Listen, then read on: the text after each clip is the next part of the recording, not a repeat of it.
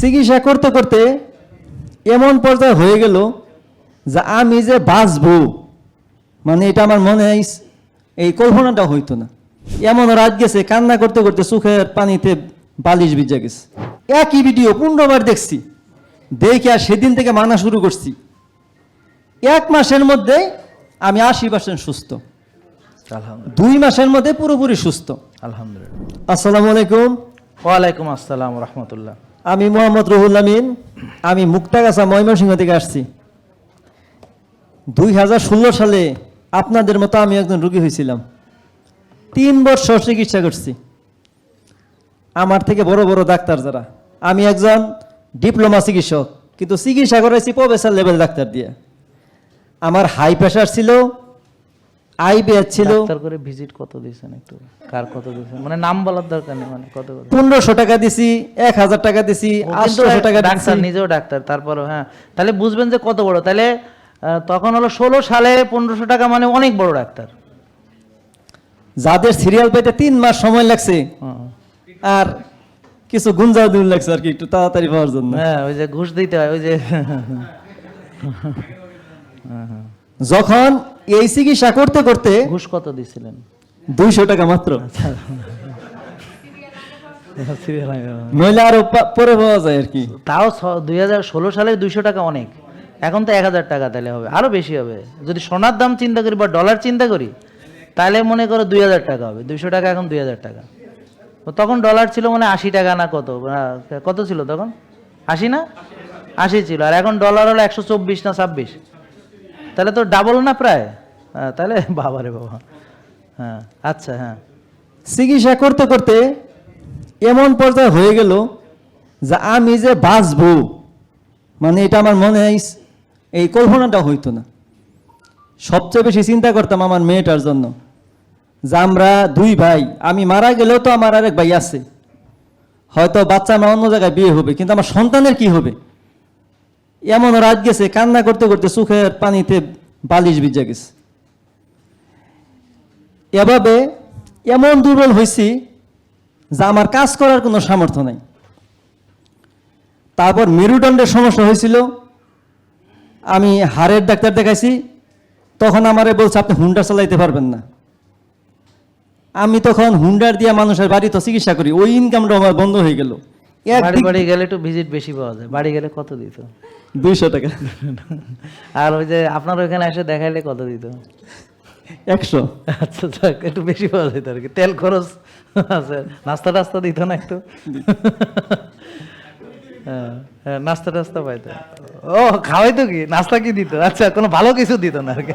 ঠিক আছে, আচ্ছা, ঠিক আছে। ওই খাই তো রুগী হয়েছে।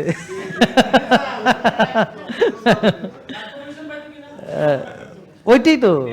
হ্যাঁ, রোগী হলে 2টা সমস্যা, একটা হলো টাকা ব্যয় হয়, আর অসুস্থতার কারণে ইনকাম করা যায় না। ঠিক। এই 2টা সমস্যার জন্য মানুষ কিন্তু অর্থনৈতিকভাবে অনেকটা ভাঙিয়া পড়ে, মানসিকভাবে ভেঙে পড়ে। মানসিকভাবে ভাঙিয়া পড়ে।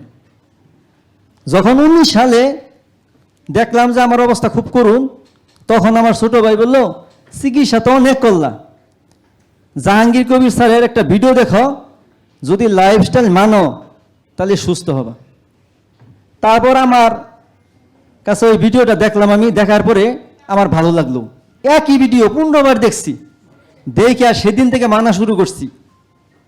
1 মাসের মধ্যে আমি 80% সুস্থ, 2 মাসের মধ্যে পুরোপুরি সুস্থ, আলহামদুলিল্লাহ। তখন আমি একটা সিদ্ধান্ত নিছি, আমি যেরকম বিপদে পড়ছি, এইরকম বিপদে তো আরো অন্য মানুষও পড়ছে, তাদেরকে যদি এই পরামর্শগুলো দেই, তারা যদি আস্তে আস্তে উপকার পায়, তাহলে তো এটা বিশাল একটা কাজ। তখন 2019 সাল থেকে 23 সাল পর্যন্ত যে আমি যে রুগী দেখতাম, আমার তো একটা কমিউনিটি আছে, তাদেরকে পরামর্শ দিয়ে মোটামুটি আমার একটা গ্রহণযোগ্যতা হইল। পরে ভাবলাম যে একা আর কয়দিন পরামর্শ দিব, তাহলে একটু ইউটিউব ফেসবুকে যেহেতু ছাড়ে দেয়, আমিও যদি দেই, তাইলে তো মানুষ কিছু জানবে, শিখবে।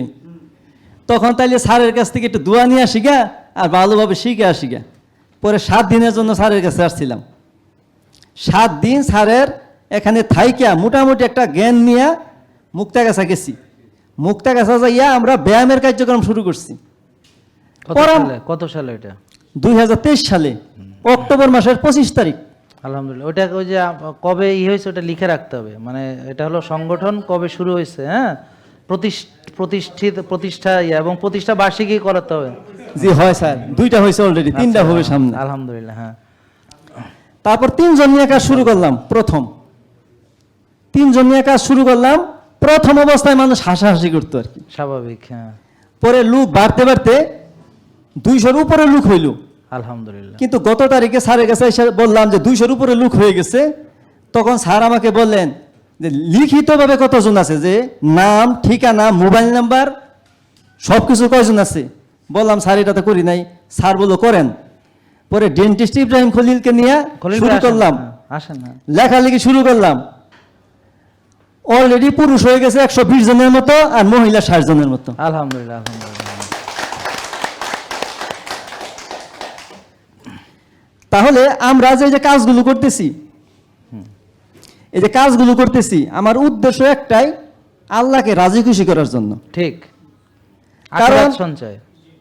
আপনি যে কোনো কাজ করবেন, এই কাজ থেকে যখন লাভ হওয়ার চিন্তা করবেন, এক সময় লাভ আপনার হবে না, তখন আপনি পছাই যাবেন।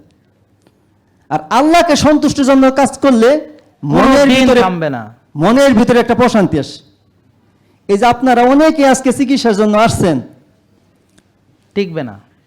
হয়তো আপনার ওজন কমবে, হয়তো ডায়াবেটিস ভালো হবে, তারপর আবার ঠিকই ছেড়ে দিবেন। ঠিক।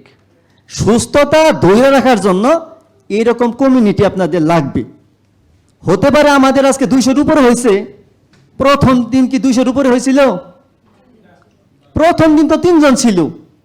আর আমরা কিন্তু প্রতিদিন এটার পাশে শ্রম দিতে আসি। জেকে লাইফস্টাইল, ওষুধ মুক্ত সুস্থ জীবন।